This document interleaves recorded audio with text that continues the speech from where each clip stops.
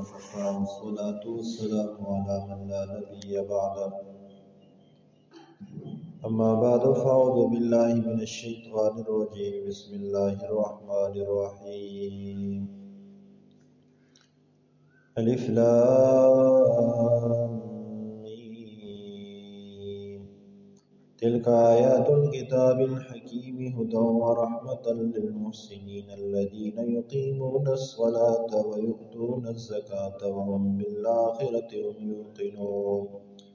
أولئك على هدى من ربهم وأولئك هم المفلحون ألف لام ميم تلك آيات الكتاب الحكيم یہ آیات ہیں حکمت والی کتاب کی، ہدن یہ کتاب ہدایت ہے، ورحمہ اور یہ کتاب رحمت ہے، للمحسنین نیکی کرنے والوں کے لیے، الذین وہ لوگ ہیں نیکی کرنے والے، یقیمون الصلاۃ جو نماز کو قائم کرتے ہیں، ویؤتون الزکاۃ اور زکوٰۃ ادا کرتے ہیں، وہم بالآخرۃ ہم یوقنون اور وہ لوگ آخرت کے دن پر یقین رکھتے ہیں، اولئک علی ھدی من ربہم یہی لوگ ہیں اپنے رب کی طرف سے ہدایت پر، واولئک هم المفلحون اور یہی لوگ ہیں فلاح پانے والے۔ اس سورہ مبارکہ کا نام سورہ لقمان ہے۔ اس کے اگلے رکوع میں وَلَقَدْ آتَيْنَا لُقْمَانَ الْحِکْمَۃَ سے حضرت داؤد علیہ السلام کے عناصر، یعنی ان کے زمانے میں ایک مومن، متقی، پرہیزگار، نیک اور پارسا، اللہ کے ولی اور بڑے حکیم بزرگ سمجھے جاتے تھے حضرت لقمان حکیم، ان کا تذکرہ آئے گا اور ان کی قیمتی نصیحتوں کا تذکرہ آئے گا، تو اس لیے سورہ مبارکہ کا نام سورہ لقمان رکھ دیا گیا۔ یہ حضرت لقمان حضرت داؤد علیہ السلام کے زمانے کے تھے۔ یہ پیغمبر نہیں تھے، نبی نہیں تھے، بلکہ اللہ کے ایک ولی تھے اور بڑے حکیم تھے، بڑی قیمتی باتیں بتایا کرتے تھے۔ ان کی آگے قیمتی نصیحتوں کا تذکرہ آگے آ بھی رہا ہے۔ یہ سورہ مبارکہ مکہ مکرمہ میں نازل ہوئی، اس سے پہلے 56 سورتیں نازل ہو چکی تھیں، 57 نمبر پر یہ سورت نازل ہوئی ہے۔ 4 رکوع ہیں، 34 آیات مبارکہ ہیں اس سورت کے اندر۔ الف لام میم کے بارے میں پہلے بات گزر چکی، یہ حروف مقطعات میں سے ہے۔ قرآن کریم کی 29 سورتوں کی ابتدا ان حروف مقطعات سے ہوئی ہے اور یہ متشابہات میں سے ہیں، ان کی مراد اللہ تبارک و تعالی ہی جانتے ہیں کہ باقی حضرت عبداللہ ابن عباس رضی اللہ تعالیٰ عنہ کی تفسیر اکثر میں نے آپ کے سامنے بیان کی ہے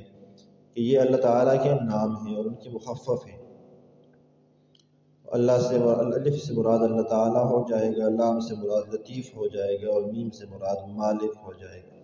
یہ اللہ تعالیٰ کے ناموں کے مخفف ہیں، انہوں نے ایک تفسیر اس کی بیان فرمائی، باقی اس کی صحیح مراد اور مکمل مراد جو ہے وہ اللہ تبارک و تعالیٰ اور حضور علیہ السلام کے درمیان راز ہے۔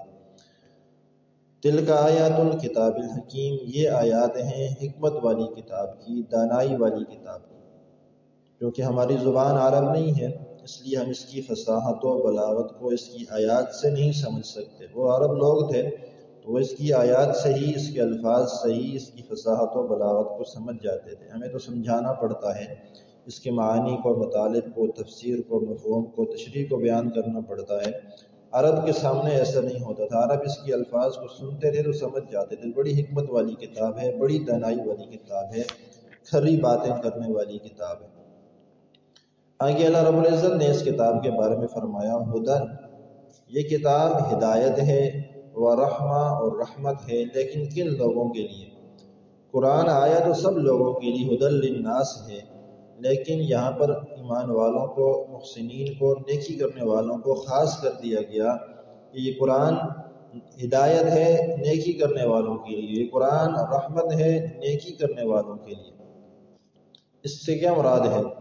دیکھیں، ایک بندے کو پیاس لگی ہو اور وہ پانی کا گلاس پکڑ کر بیٹھ جائے، اسے چومتا رہے، اسے سینے کے ساتھ لگائے، تو اس سے اس کی پیاس نہیں بجھے گی جب تک وہ پانی کو پیے گا نہیں۔ ایک بندے کو بھوک لگی ہے،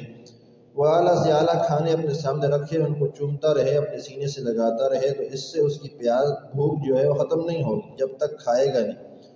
قرآن ہدایت تو ہے، لیکن قرآن کو صرف چومنا چاٹنا، اس کو سینے کے ساتھ لگا دینا یہ کافی نہیں جب تک بندہ قرآن پر عمل نہیں کرے گا۔ تو جب قرآن پر جو لوگ عمل کریں گے تو قرآن ان کے لیے ہدایت بنے گا۔ جو لوگ قرآن کو سمجھیں گے، جو قرآن کے مطابق احکامات کے مطابق زندگی گزاریں گے، قرآن ان کے لیے رحمت بنے گا۔ لیکن صرف ظاہر سامنے رکھ دینے سے قرآن کریم ان کے لیے نہ تو ہدایت بنے گا نہ ہی رحمت بنے گا۔ آگے اللہ رب العزت نے ان محسنین کی صفات کو بیان فرمایا ہے کہ ایمان جن لوگوں کے لیے قرآن ہدایت ہے، جن لوگوں کے اوپر قرآن رحمتیں برساتا ہے، وہ لوگ کون ہیں، ان کی صفات کیا ہیں؟ تو فرمایا الذین یقیمون الصلاۃ، محسنین وہ ہیں، قرآن سے ہدایت حاصل کرنے والے وہ ہیں، قرآن کی رحمتوں سے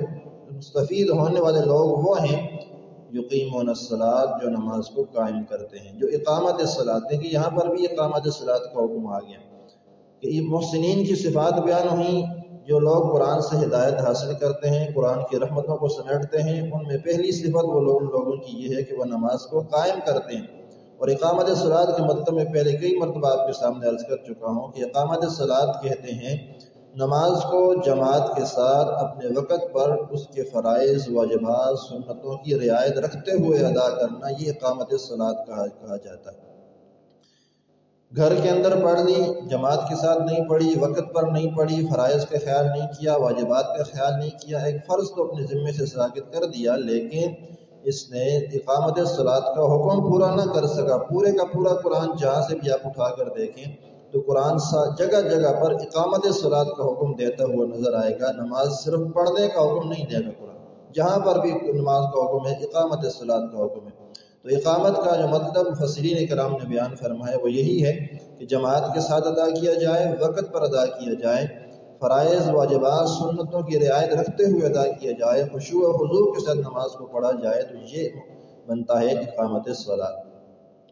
اور نماز کی اہمیت بھی آپ کے سامنے ہے کہ سب سے پہلے قیامت والے دن جو اللہ تعالیٰ کے حقوق میں سے کسی چیز کا حساب ہوگا تو وہ نماز کا حساب ہوگا، نماز سے کام شروع کیا جائے گا۔ اور حدیث جبرائیل میں یہاں پر بھی ذکر محسنین کا چلا ہے۔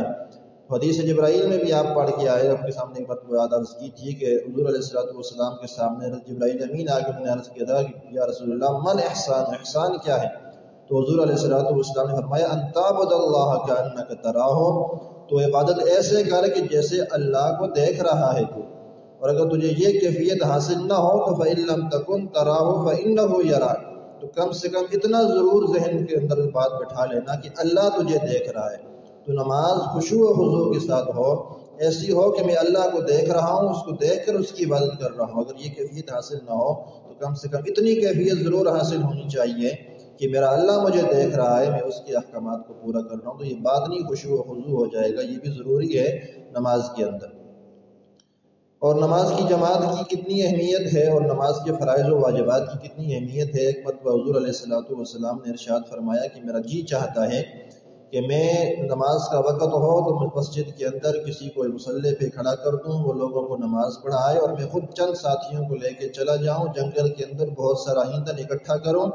اور پھر جاؤں ان گھروں کے اندر جو لوگ بغیر عذر کے گھروں میں جماعت کے بغیر نماز پڑھ لیتے ہیں، ان کے گھروں کو جا کے جلا دوں۔ لیکن مجھے بچوں اور عورتوں کا خوف سامنے آ جاتا ہے، اگر بچوں اور عورتوں کا خوف نہ ہوتا تو میں ایسا کر دیتا، ان لوگوں کے گھروں کو جا کے جلا دیتا جو لوگ بغیر عذر کے گھروں کے اندر نماز پڑھ لیتے ہیں۔ یہاں پر نبی علیہ السلام رحمت للعالمین پیغمبر ہونے کے باوجود اتنے سخت غصے کا اظہار فرما رہے ہیں کن لوگوں کے لیے، ان کے لیے نہیں جو نماز پڑھتے ہی نہیں ہیں، ان کے لیے اگر یہ غصے کا اظہار ہے جو نماز پڑھتے تو ہیں لیکن بغیر عذر کے گھر میں پڑھ لیتے ہیں، جماعت کو جان بوجھ کر چھوڑ دیتے ہیں، یہ ان کے لیے حکم ہے حضور علیہ السلام کا کہ میرا جی چاہتا ہے میں ان کے گھروں کو جا کے جلا دوں۔ اور فرائض و واجبات کی کا خیال رکھنا کتنا ضروری ہے۔ ایک بات حضور علیہ السلام کے سامنے ایک شخص نے آ کے نماز پڑھی تو آپ علیہ السلام نے فرمایا صلی فإنک لم تصلی، نماز پڑھ، تو نے نماز پڑھی نہیں، ایک بار، دو بار، تین بار۔ اس نے 3 بار نماز پڑھ لی وضو کر کے ساری ترتیب کے ساتھ، لیکن پھر حضور نے آخر میں یہی فرمایا کہ تیری نماز تو ہوئی نہیں، تو نے نماز پڑھی نہیں۔ آخر میں اس نے پوچھا یا رسول اللہ پھر مجھے بتا دیجیے کہ میں کیسی نماز پڑھوں، میں 3 بار پڑھ چکا ہوں، مجھے نہیں پتا۔ تو آپ علیہ السلام نے فرمایا کہ تو نے فرائض و واجبات کا خیال نہیں کیا، تو جلدی جلدی اوپر نیچے ہوتا ہے، رکوع کے بعد سیدھا کھڑا نہیں ہوا، دونوں سجدوں کے درمیان سیدھا بیٹھا نہیں ہے، تو یہ واجبات کو انہوں نے جان بوجھ کر چھوڑا، تو یہ ایسا ہی ہے جیسے تم نے نماز پڑھی ہی نہیں ہے۔ تو فرائض و واجبات کا خیال رکھنا بھی انتہائی ضروری ہوتا ہے۔ یہ ساری چیزوں کا خیال جب رکھیں گے تو پھر اقامت الصلاۃ بنے گی۔ اور حضرت عمر رضی اللہ تعالیٰ عنہ فرمایا کرتے تھے لا حظ فی الاسلام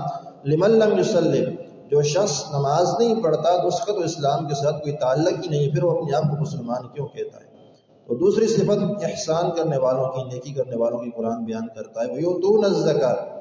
بدنی عبادتوں میں سب سے اہم عبادت نماز ہے، اور مالی عبادات کے اندر سب سے اہم عبادت زکوٰۃ ہے، اس لیے ان دونوں کا تذکرہ ہمیشہ ساتھ ساتھ آتا ہے۔ وَيُؤْتُونَ الزَّكَاةَ، اور احسان کرنے والے لوگ وہ ہیں، قرآن سے ہدایت حاصل کرنے والے، قرآن کی رحمتوں کو سمیٹنے والے لوگ وہ ہیں جو زکوٰۃ کو ادا کرتے ہیں، زکوٰۃ کو اپنے اوپر بوجھ نہیں سمجھتے بلکہ اللہ کا حکم سمجھ کر اس کو ادا کرتے ہیں۔ اور تیسری صفت بیان فرمائی وَهُمْ بِالْآخِرَةِ هُمْ يُوقِنُونَ، ایمان والے، احسان کرنے والے، قرآن سے ہدایت حاصل کرنے والے لوگ وہ ہیں جو آخرت پر یقین رکھتے ہیں، یعنی جن کے اندر ذہنوں کے اندر یہ بات موجود ہے، وہ اس بات پر یقین رکھتے ہیں کہ دنیا کی زندگی فانی ہے، ختم ہونے والی ہے، عارضی ہے، ہمیں اصل زندگی میں رب کے سامنے پیش ہونا ہے، وہاں حساب و کتاب دینا پڑے گا، وہاں جزا و سزا ہوگی۔ ان چیزوں پر یقین رکھتے ہیں اور قیامت کا خوف رکھتے ہیں، اللہ کے دربار میں پیش ہونے کا خوف رکھتے ہیں، یہی وہ لوگ ہیں جو احسان کرنے والے ہیں۔ ان تین اوصاف کو بیان کرنے کے بعد قرآن کہتا ہے اولئک علی ھدی من ربہم، قرآن ہدایت ہے سب کے لیے، لیکن جب جن لوگوں کے اندر یہ صفات پائی جائیں گی تو وہ لوگ اپنے رب کی طرف سے ہدایت یافتہ ہونے کا اعزاز حاصل کر لیں گے۔ وَأُولَٰئِکَ هُمُ الْمُفْلِحُونَ، اور قرآن رحمت ہے، اور یہی لوگ قرآن کی رحمت کو حاصل کر کے دنیا آخرت کی کامیابی کے مصداق بن جائیں گے۔ اللہ تبارک و تعالیٰ ہم سب